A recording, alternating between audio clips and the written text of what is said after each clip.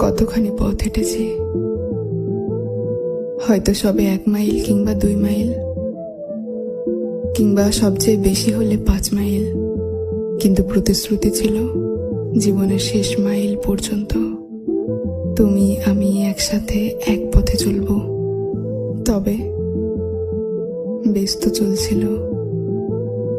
হঠাৎ চৈত্রের আকাশে কালো মেঘের ঘনঘটা, কালবৈশাখীর দীপ্ত কণ্ঠ।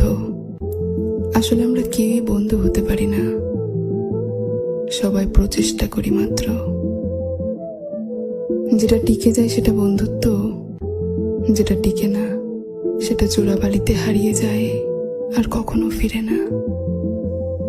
যদিও বা ফিরে, তাতে অবিশ্বাসের একটা দাগ এঁটে যায়, যাহা মোছা সম্ভব নয়।